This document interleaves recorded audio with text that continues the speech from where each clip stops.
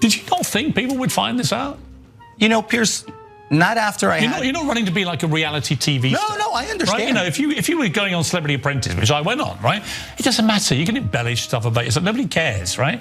But to run for Congress. I'm not going to make excuses for this, but a lot of people overstate in their resumes or twist a little bit or ingratiate themselves. I'm not saying I'm not guilty of that. This isn't about power. This is about getting stuff done. Having somebody like me come and represent other people who are just like me, simple-minded folks who come from absolutely nothing and have a voice in Congress. I'm just struck, not necessarily that a politician would lie, but that you would think no one would find out. Well, I'll humor you this. I ran in 2020 for the same exact seat for Congress, and I got away with it then, and I guess... Right. Well, that's honest. Stupid. So you thought, actually, they're not going to find out? No, I didn't think so.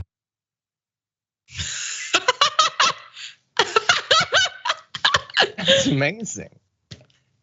I mean, Piers Morgan is right. He was at least honest about, I got away with it before. I didn't think they'd catch me this time. You know, that's true. I have to say, now that I've experienced his honesty, go back to lying. Your honesty's crazy, man. To get down to the nitty and gritty, I'm not a fraud. I'm not a criminal who defrauded the entire country and made up this fictional character and ran for Congress. I've been around a long time. I mean, a lot of people know me. They know who I am. They've done business dealings with me. I'm not going to make excuses for this, but a lot of people overstate in their resumes or twist a little bit or ingratiate themselves. I'm not saying I'm not guilty of that. He's not going to make excuses for it while he lists 47 excuses and also uses 3 words that aren't words there. Let's get down to the nit and gritty of it. I'm not going to ingratiate myself, and I didn't make up some fictional character.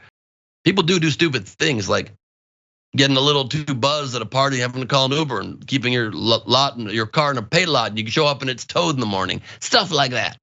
People don't invent entire identities, lie about every single part of their history, and then act as though, oh, I just kind of made a little tweak to my resume.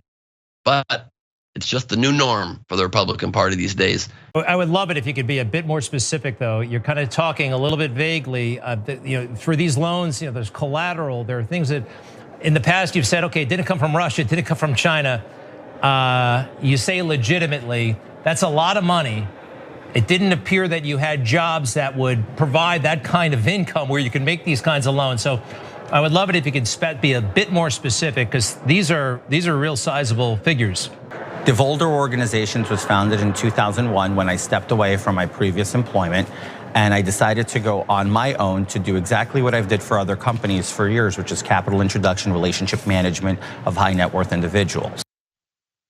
Okay, he did rattle off a bunch of buzzwords in quick succession. There are some issues, as many people have pointed out. If he had actually started that company in 2001, he would have been 13. So I guess the other employment would have been a lemonade stand. And then he started a venture capital fund or something. And I love, by the way, that in this case, George Santos is so toxic that even Newsmax feels like they can ask, for the first time ever, pointed, difficult questions to a Republican. The fact that they're starting to call him out, like they're liars themselves, like that's their whole thing, is they just take whatever anyone on the right says that seems to get like engagements and retweets from morons, and they say it. And they're like, sorry, we're liars, but you're bad. That's like, those parts of town where they're like, we are Candy Cane Lane, and we design our houses to be at Christmas time the most ornately lighted houses in the neighborhood. And he's like, all right, I'm with you. I'll be at home. I like to decorate. And it's as if Candy Cane Lane was like, dude, scale it back a bit. It is too much. What you put on your house is way too much.